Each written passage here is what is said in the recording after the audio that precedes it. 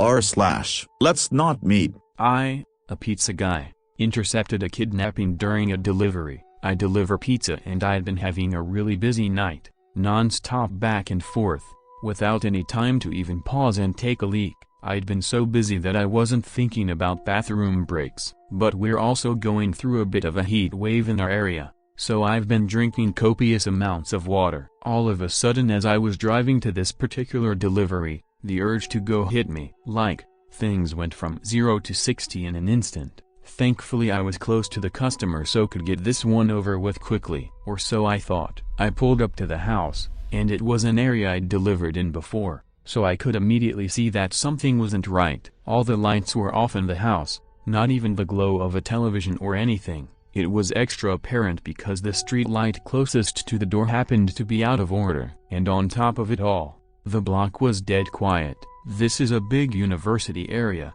and there aren't many student renters in July, but there had to be at least one person because someone ordered this pizza. Maybe they just liked sitting in the dark or they were out back in the yard, whatever. I just didn't want to get out of my car and knock on a quiet house in the middle of the night, around 9:30 p.m., without first checking that I had the correct address and the customer was inside. It was scorching that night, even after sundown. My car's AC is a joke, and the piping hot pizzas don't help things much, so I have to try and open the car door as infrequently as possible to keep any cool air in. I called the number the customer provided and the voice on the other end said, kind of brusquely and out of breath, "Yeah?" I just tried to keep it clear and concise. "Hey, it's your pizza out front but there doesn't appear to be anybody home." And the customer replied, still gasping for air, "Yeah, I'm not home." I had to pee so badly by that point that I was much less patient than I'd otherwise be with a customer right out of the gate.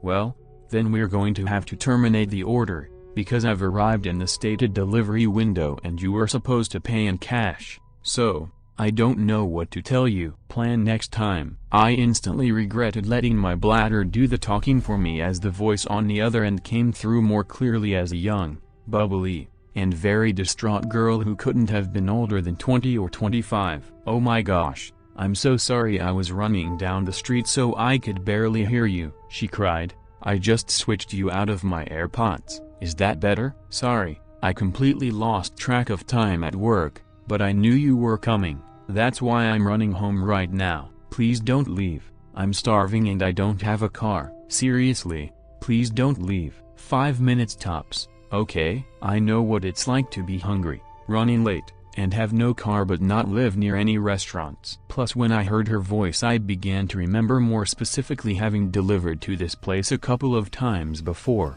and she'd always been perfectly nice. Now I felt bad for snapping at her. I tried to walk it back, while simultaneously looking out my window for potential spots to pee. No, my bad. I'm letting the heat get to me and it's not your fault. No need to rush. See you when you get here. I hung up and, while surveilling the street, was starting to think I was really out of luck. All the other houses had people in them and were close together, so there were no clumps of trees or out-of-the-way patches of land or anything. Of course, I had just tossed my empty water bottle at the last delivery, because I'm an idiot. Finally, I decided it was escalating to the point of an emergency, and the safest bet was to use a bush in front of the woman's house. She wasn't home, the street light was out so no one would see me. The people who were home were inside. My car was parked across the street and we're a small shop who don't wear uniforms, so if someone did spot me, they'd have no way to connect me to my employer.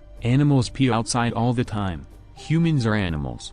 This is fine. I scurried over to the tallest bush in her front yard. She didn't have much of a yard, more just a walkway lined with bushes and flowers that ran adjacent to her front door. The biggest cluster of bushes, the only one where I could be sure there would be no visible splatter on the side of the house, was about 4 feet from her door. I looked both ways, unzipped, and let fly. After the initial millisecond of relief, I noticed the sound was way off, more like pissing on something solid than something leafy. I started panicking, thinking I'd aimed wrong. But once I start, I can't stop midstream, so I kept squinting into the darkness to see if maybe I was hitting a key rock or something and could just move a few inches over. Instead, all of a sudden, I heard a way more concerning noise. A deep voice exclaimed, "What the fuck?" And before I could turn around, assuming I'd been caught by a neighbor, a man came leaping out of the bushes. He blew by me,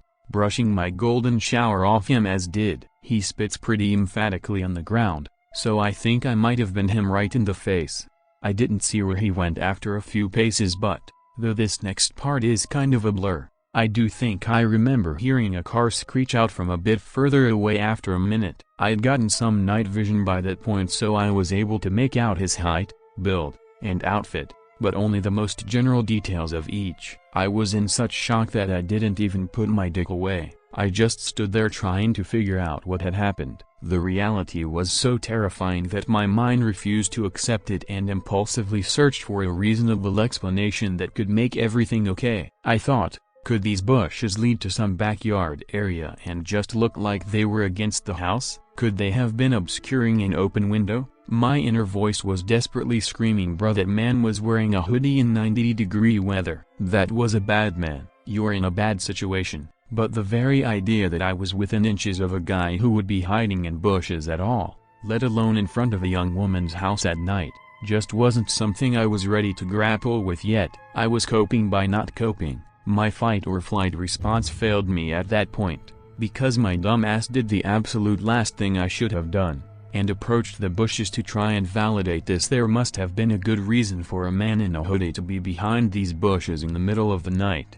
Theory. So I walked over to the side, turned on my phone flashlight, and tried to peer around the line of shrubbery. Pro tip: as scary as things may look in the dark, seeing them with a single beam of your flashlight can sometimes make it even worse. That's when I saw the bag. There was a tattered drawstring bag sitting behind the bushes, slightly splashed with pee, but I was in such a moronic daze from the shock that I groped around for it, thinking, see, this is it. This will explain why he was back here. It explained it. Once I maneuvered it over and pulled it open, I saw a sharp knife, a roll of duct tape, and a bottle of pills. The delusions officially broke at that point, and all the adrenaline, endorphins, and self-preservation instincts that had been suppressed kicked in 10 times over. I became whatever the opposite of dazed is, more laser-focused than I have ever been in my life, with one singular goal: get back to my car. I dropped the bag, booked it across the street, got in my car, and slammed the pedal to the floor before the door was even all the way closed. I went as far as I could as fast as I could until I hit a red signal. Then I pulled off to the side and realized I shouldn't be driving any more than necessary in the condition I was in. I pulled into the parking lot of a 24-hour drugstore and took a breath. I was finally calm and coherent enough to zip up and formulate a plan of action. My first lucid thought was, who do I call first? The police or the girl whose house that was? I thought about it for what couldn't have been more than 10 seconds, but felt like an hour, and decided, okay, I am in my locked car with the engine running. If trouble starts, I can drive away. I know something up.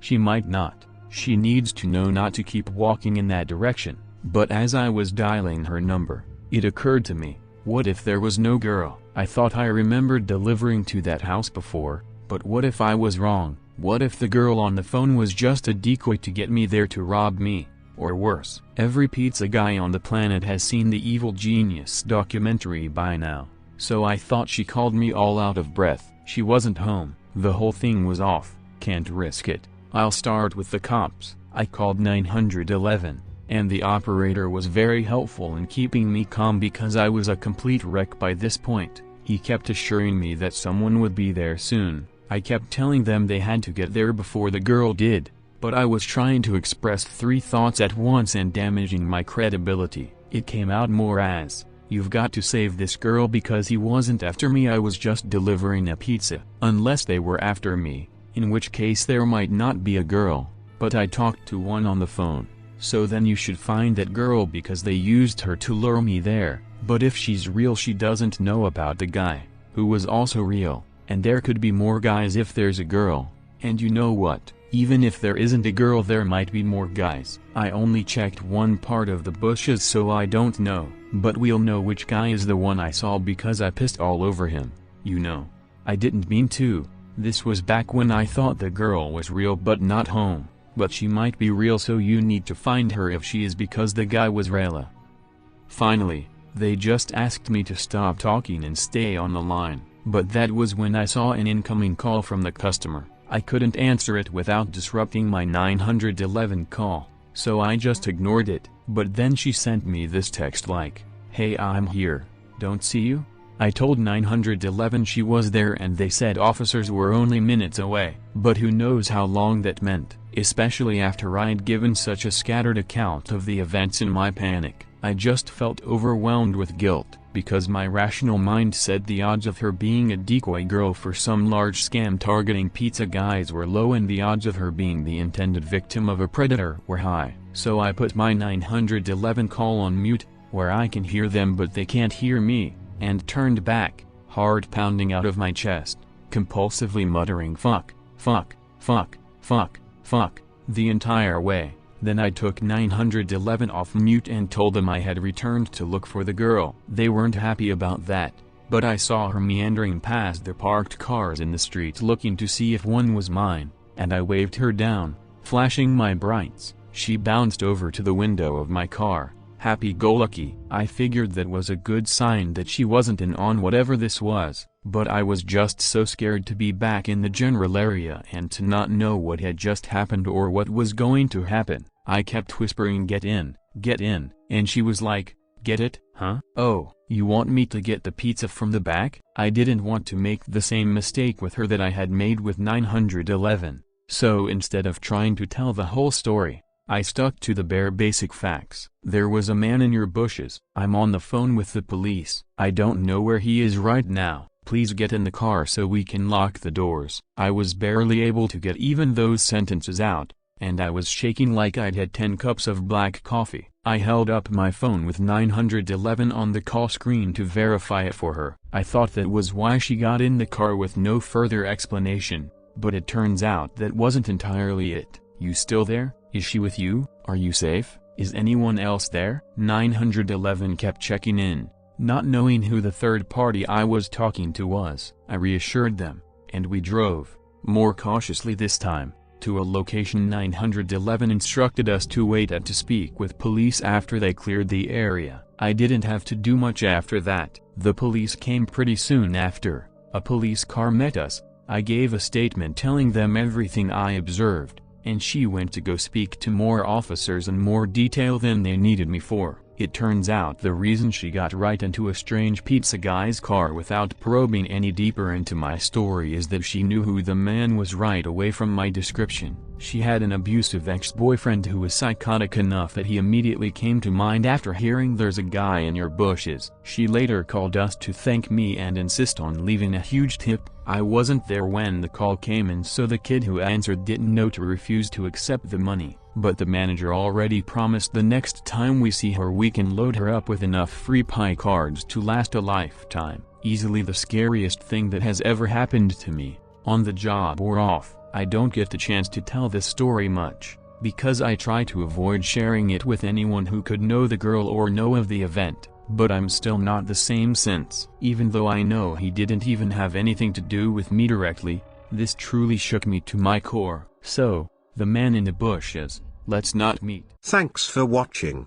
Please leave a like and comments to let me know if you enjoyed the video. Subscribe for more upcoming videos.